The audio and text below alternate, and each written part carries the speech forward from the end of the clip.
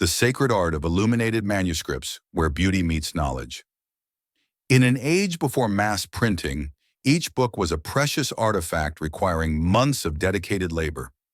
Illuminated manuscripts weren't just containers of information, they were masterpieces where art and knowledge converged in stunning harmony.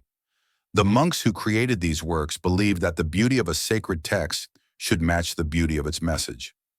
The philosophy behind the beauty Christian Neoplatonism held that beauty was inseparable from goodness and truth.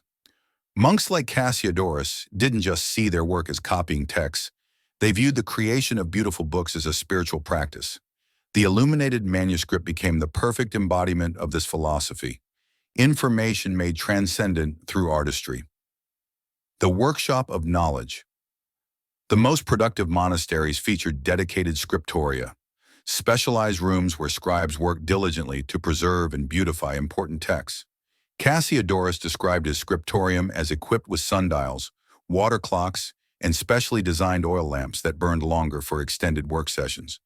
The scribe's workstation was carefully organized with angled writing desks, inkwells filled with precious pigments, sharp knives for corrections and pen maintenance, carefully prepared quills for writing from animal to page, the canvas of knowledge.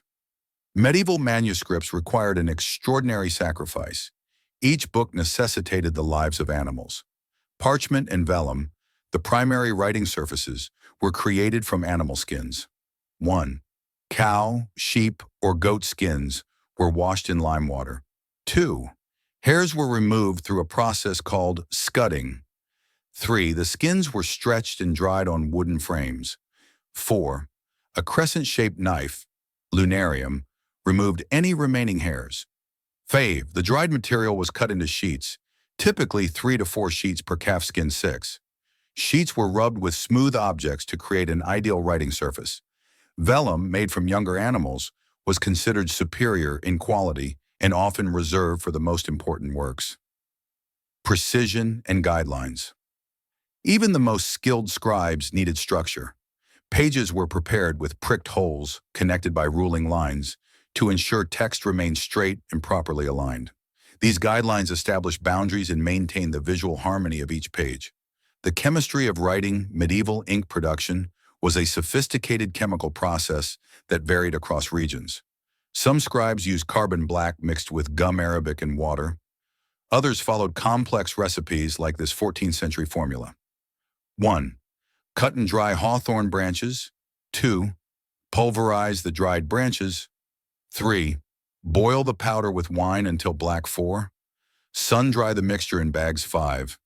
Reheat the dried material with wine and salts. The precious ink was stored in ink horns, literally upright animal horns adapted for holding this valuable liquid. Red ink, made from white flake, lead, and vinegar, carried special significance.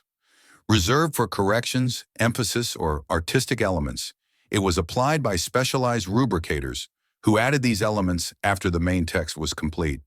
The tools of the trade scribes wrote with quill pens crafted from goose or swan feathers. Before use, each feather underwent careful preparation. 1. The writing end was heat-tempered to prevent fractures. 2. A precise slit was cut to control ink flow. 3. The tip was regularly maintained with a sharp knife. These same knives served as medieval erasers, used to carefully scrape away mistakes without damaging the precious writing surface. The evolution of writing styles, medieval scribes developed specialized scripts that transformed over centuries. The Carolingian minuscule emerged around 778 AD at Corby Abbey, designed to make Jerome's Latin Vulgate more readable throughout Europe. The faster black letter or Gothic script developed in the 12th century to meet growing demand for books, both religious and secular.